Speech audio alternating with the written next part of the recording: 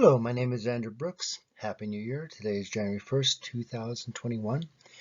Another presentation on non-linear existentialism, the title of which for this presentation is Rewards and Punishments, subtitle Mesolimbic and Mesocortical Pathways and their relevance to positive feedback loops.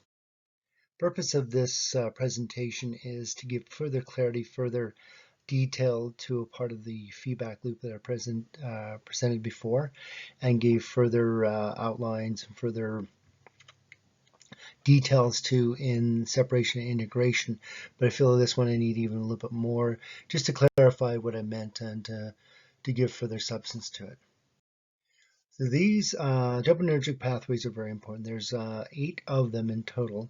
The pathways, 4 are major, 4 are minor. These are the 4 major ones. And I'm just mentioning this because it's important just to give an overview to begin with. The dopaminergic pathways are shown in here. Other pathways, of course, as well. But this is going to be a sagittal view of the brain and just shows the how things are related to each other. So when I go further, it just gives you kind of an idea of how things are related to one another.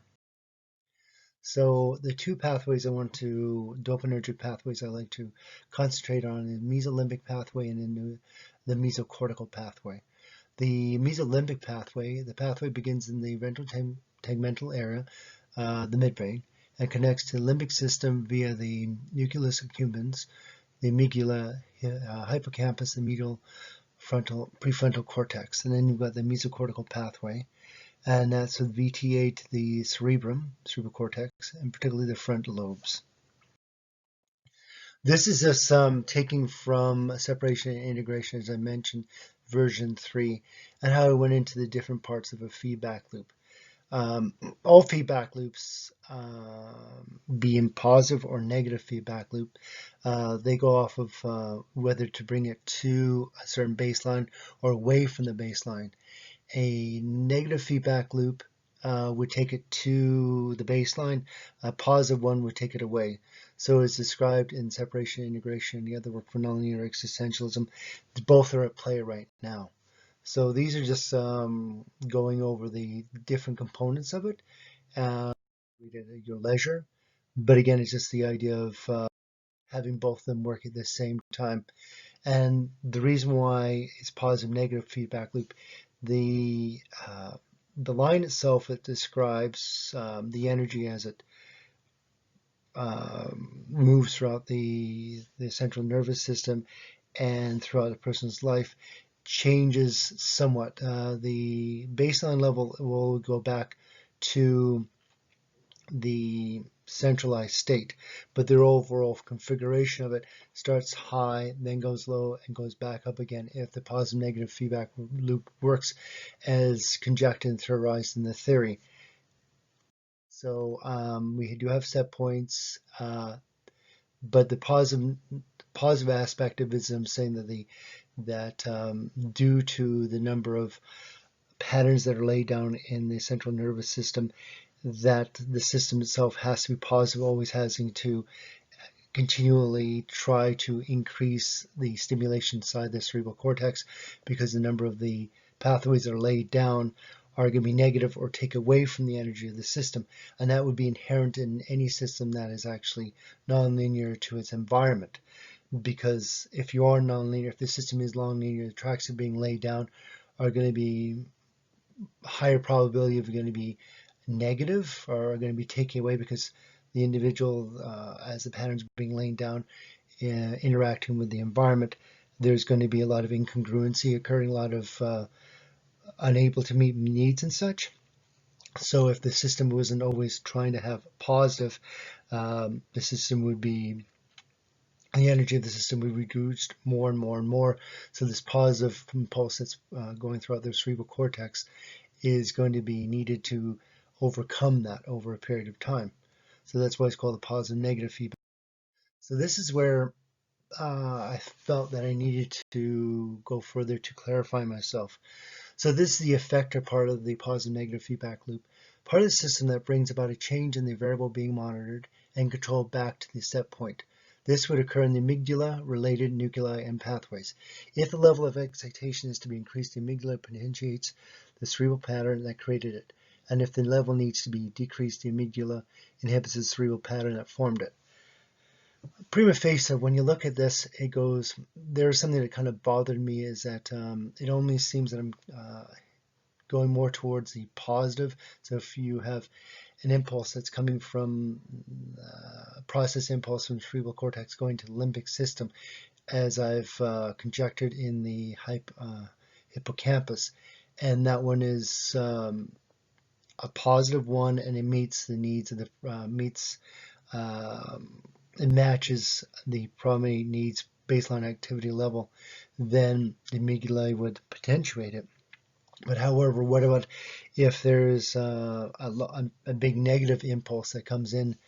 Would that be completely ignored? Nothing would be laid down. The system wouldn't change, which would seem quite the concern, because if there's going to be, let's say, the individuals come across a big negating experience, such as being almost eaten or killed by something in the environment, that they should be able to learn from it. So it's a negative experience, but it's a negative experience that has to be learned, laid down, imprinted in the cerebral cortex, because that's a learning experience. So that's something that needs to be highlighted and discussed further, I believe.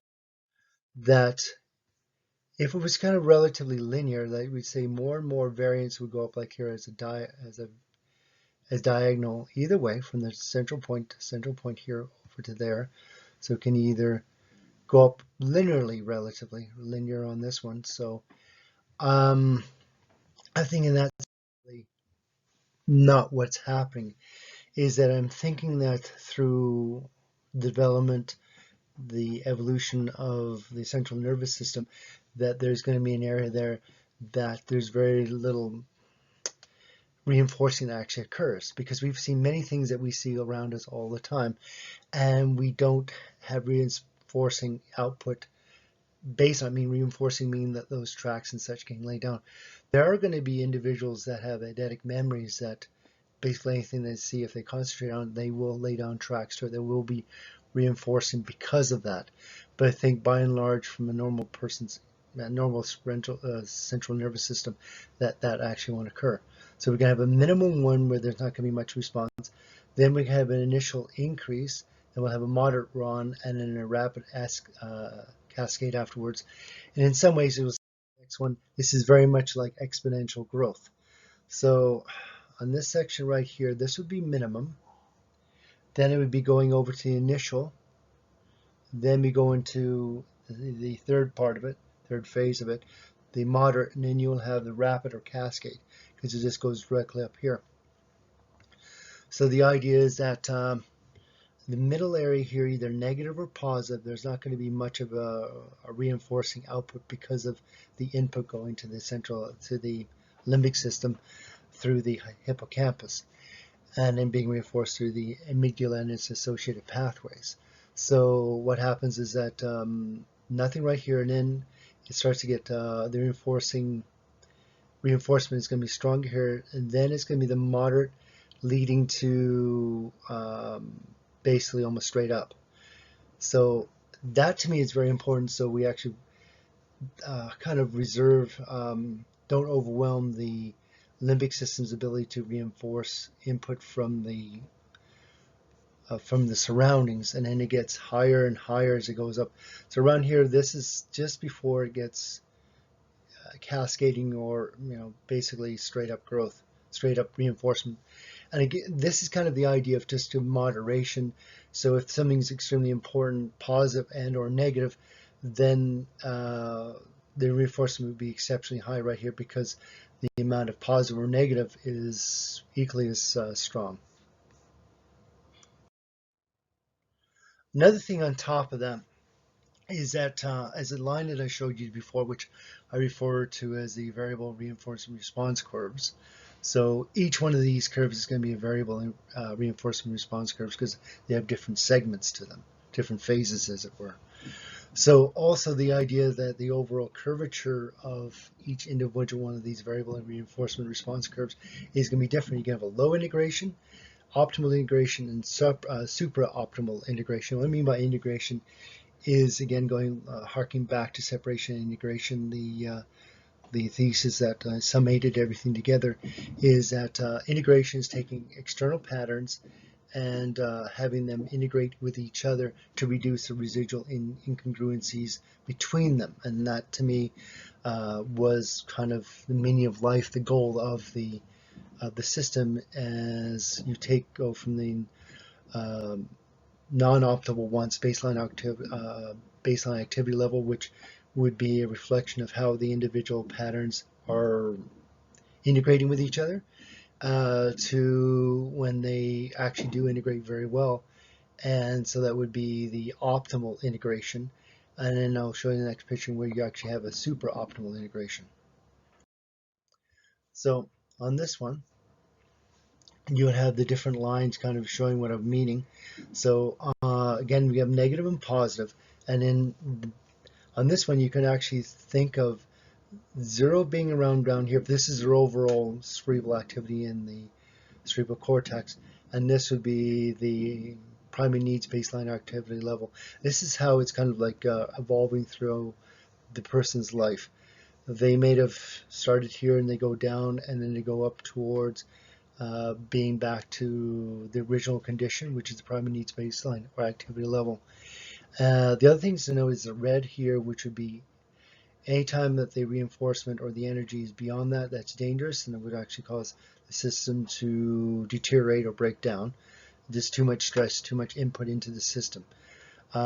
This is going to be relevant when I'm discussing the different types of lines. The blue line is going to be discussing or reflecting the optimal condition, and this is meaning that it's set down the primary needs baseline activity level, and then it's gone from it and gone back up to it, and the amount of distance between this and the condition causes the system to break down. The danger level is relatively good. There's going to be some type of buffer. There's going to be some type of distance between the two. Then you've got the light green one. This is going to be where there's going to be low integration, meaning that the patterns and the learning, as it were, has not occurred as it should be.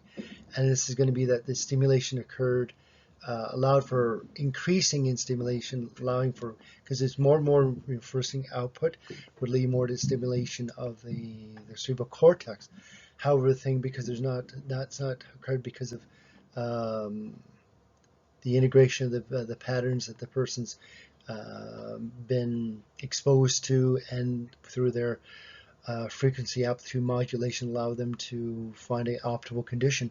This would occur, I would think, that if a person's taken maybe some stimulants, opioids, amphetamines and such, that kind of give them a sense of euphoria without it being based on proper pattern indication, i.e. learning. So this would lead to the primary needs baseline activity level not being achieved, and possibly brain damage. And then the other one, the other condition is going to be the supra optimal. And this possibly can occur when the original primary needs baseline or activity level has actually been heightened or increased, not in the limbic system where it's in hippocampus, but in the cerebral cortex, that through the evolution, the betterment of the individual, they find actually a higher level of stimulation to be maintained in the system. And it's a possibility. And with this one, there's even a higher, longer distance between primary needs baseline activity level and where damage would occur. The other thing to think about again is that there's negative and positive to this one, and you don't see a primary needs baseline activity level over here. However, because of the proper punishment and rewards being on this side, punishment being on this side, and vice versa possibly, that because the energy is going to be the sustained, maintained energy throughout the system is going to be increasing towards this way. But over here is that these are laid down properly, that this would also help to lay down the proper patterns, getting previously incongruent patterns become congruent. So the negative cases and the positive cases are both necessary in order to have the person go from the non-optimal wants baseline activity level to the primary needs baseline activity level. So if this entire section over here did not exist, the punishment section as it were, then the individual could not take this and go towards that. So I think that's kind of important. That's why I thought that I kind of didn't detail enough in the summarizing document about nonlinear existentialism. And in the outcome, as I mentioned before, the non-optimal wants baseline activity level now equals to the primary needs baseline activity level. It's in the middle, and the blue would be the only one that would be existing there, because they would have actually gone towards, in this instance, that would be the only variable reinforcement curvature that would be actually existing. The other additional remarks I want to say here, always trying to look through the theory to see if there's anything that's going to be missing or relevant in the situation, is going to be the first point. The points I want to make is that complex adaptive systems require generalized feedback regulation, not specific, because it would be very difficult for a system to communicate and regulate individual pathways. That's a lot of things to say. But basically the idea is that if we've got a system, a relatively simple system that we would have throughout evolution, that there was only a certain limited amount of pathways that would have to be stimulated, reinforced to increase the stimulation going into the brain and being there and being maintained and being compared to a set point. That wouldn't be too difficult there. So the thing is that the feedback loops to individual pathways, specific pathways, could be accommodated. However, you've got an extremely complex system like the human mind, where there's billions of pathways basically, or more than that.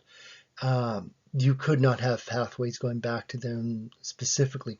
So the idea of non-linear existentialism brings up the idea of, well, the pathways that can possibly be improved upon or modulated are the ones that have been put into an unstable state, and that's kind of the fundamental thing of the frequency amplitude modulation. It puts, once a pattern has been stimulated, it puts into a certain amount of neuronal instability, and so the more unstable that they are, the more wanton or more able they're being changed. So that's kind of a central idea of non-linear existentialism, is that it's putting these pathways in an unstable state, and those ones that are conducive, either positive or negative, to increase in the energy state within the entire system from the non-optimal wants baseline activity level to the primary needs baseline activity level. Those ones are going to be having the stimulation coming back to them and being reinforced. So again, if it's just going to be a generalized stimulation throughout the entire cerebral cortex through certain pathways, then they're going to be ones that are going to be more susceptible to being changed. So the other one's going to be unstable pathways would be made stable. That would be once stimulation comes through. And as we mentioned in another one of these presentation eigenstates for quantum theory, that ones that are in fluctuation through external stimulation will now be made into a stable configuration. The third point being positive feedback is required for nonlinear systems which create inherent congruencies. Again, it was mentioned at the very beginning that if the system is nonlinear to the environment, it has to be hence having negative experience inputs, patterns placed upon itself. So in order to overcome that or allow the system to be maintained and move forward to decrease the incongruencies, positive stimulation has to be put through the system. And that's why I believe that there's going to be so many dopaminergic systems that actually are involved in the regulation of the cerebral excitation. Then we got the the positive feedback is required for non-linear systems which create inherent incongruencies. Just talked about that one. Then we got the mesolimbic and the mesocortical. So if I had to kind of correspond non-linear existentialism with the current understanding of cortical, mesocortical and mesolimbic systems, the mesocortical pathways is, I believe, is associated with the non-optimal wants baseline activity, and these are going to be less abstract. And the mesolimbic pathways associated with the primary needs baseline activity level. So if you look at the human brain, the cortical systems are, most of them that are directly associated with the primary secondary areas of the cerebral cortex, they're going to be less abstract. And the mesocortical pathways that go to them kind of give a background levels. And then the more abstract ones are going to be the mesolimbic pathway. And I believe they're associated with the primary needs baseline activity level. The amount of dopaminergic input to them, the amount of reinforcing for them, because they're directly related or correlated with the amygdala and the limbic system, they need to be, because they're more abstract, they're more wanting to have difficulties for maintaining or laying down a pathways. So that's why I believe that there's a stronger connection to them, because they're more abstract, more wanting to need reinforcement. So in conclusion, a complex system which readily interacts and adapts to the environment requires a generalized subsystem to reinforce changes in patterns within it that meets the goals of the system. Such as subsystems could include both the FAM, the frequency amplitude modulation, which produces neuronal instability, and a positive feedback loop with variable reinforcement response curves. So again, I'm just giving more of flesh, I believe, to the previous theories, and just showing that how there's a very important systems approach that needs to be looked at, not just from the variability that's there that does create instability, but allows the system to actually mature, improve, modulate the patterns, and through the course of reinforcement, careful reinforcement of patterns that increase the overall energy within the brain, that leads to the evolution of the individual and allows for the ultimate goal, as I've said a few other times before, of reducing residual incongruencies to zero, but the instantaneous incongruencies which occur even when the person's reached the set point, the primary needs baseline activity level, still allows the individual to function. Lots of questions, I know, a lot of information, I know. I've written down a lot of this so a person can consider it. And I know that I've laid it down into engineering terms, because I think that it's very necessary to show how something linear or or variable can lead to, to the evolution of an individual within certain confines. So thank you very much for your time and attention. Take care.